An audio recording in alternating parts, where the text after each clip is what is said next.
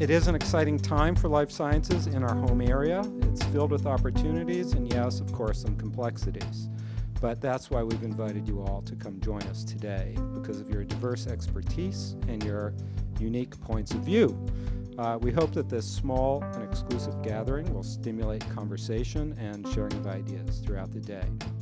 So what is making the greater New York City area the leader in life science development now? That's the key question. And both Manhattan and New Jersey have the highest concentration of scientists and bioengineers in the world. You can see where they're located, where they live, on the heat maps. The emerging lab is really going to be the high-rise lab, and this is something that's probably unique to New York, and we call it the vertical lab. And there are a number of them throughout the city that have been really custom-built for institutions. On the top left here is an illustration of some of the typical zoning controls you may find in the city. Some people in the room may be familiar with it, where there's a sky exposure plane that starts at a given height above a base height, and your building must be developed within the sky exposure plane. You typically don't see buildings developed as pyramids like this. You'll see a setback or a series of wedding cake setbacks that allow you to stay within the sky exposure plane. So when we're looking at heavy chemistry in New York City, we would tend to push to actually put the heavy chemistry up at the top of the building. That way we reduce the amount of square footage that drives all the way from the bottom of the base of the building all the way to the top. So that's one of the examples of how we'd analyze it for a vertical building. Which is completely different than other parts of the country. Exactly right.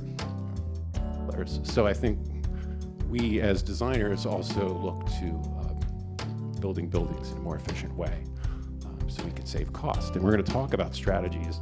We're going to challenge the question of why is there a perception that New York is so expensive to build in? The future in what's happening in other parts of the country, including in prefabrication of distribution, is really exciting, particularly in mechanically intensive buildings like labs, hospitals, and things like that. And again, I think the barrier for New Yorkers is we think we do everything here better than everywhere else, and the reality is there are a lot of innovations going on in this space, particularly in the Midwest, and due to a lot of labor restrictions that traditionally have existed in New York, the transfer of that innovation has not happened. By Mike's point that at New Lab, the many people in the life sciences actually selected it in part to not be kind of ghettoized within the life sciences. Well, because we talk a lot about the need to grow the New York life sciences community, the presumption being in that everybody kind of wants to cluster together.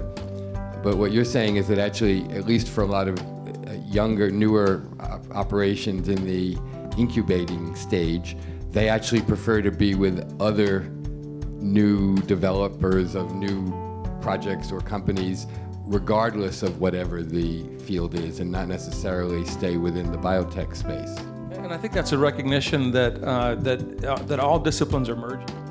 You know, it is interesting to talk about the millennial generation is not us. I know it's not me. I have an AOL account and drive slow, but I have kids who are, and now it's really cool to see these 35-year-olds who are just rip smart, but they think entirely differently about how they want to interact in these spaces. I think will be valuable. I think my daughter would quit her job if they didn't have Bagel Thursday, for example. So that's got to be an amenity.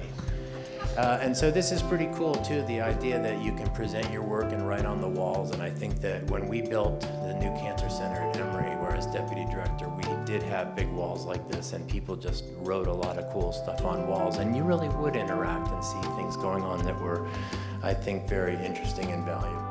We were awarded a $3 million grant for our next phase of our build-out at Industry City in New York City.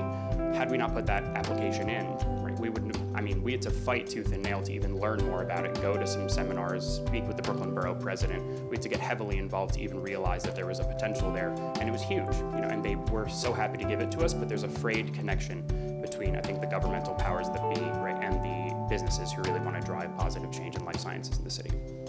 Being in New York and being successful here, this is one of the only industries where you can be a big fish in a small pond in New York, and it's actually quite a lot easier to get attention as a biotech company here that's doing good things and exciting things, and that actually just gets amplified by the entire New York, you know, the fact that all the media and everything is here in New York. So it's been quite easy for us to get attention that I think if we were a 20-person company in San Francisco, there's a lot of really cool 20-person companies in San Francisco. So I think that's a lot of what makes Ennead tick, is a belief that architecture is not only a technical enterprise and not only an aesthetic enterprise, but it's also a humanistic enterprise. And if we do our jobs well, we can help the world be a better place. So with that, thank you all and have a great rest of your day.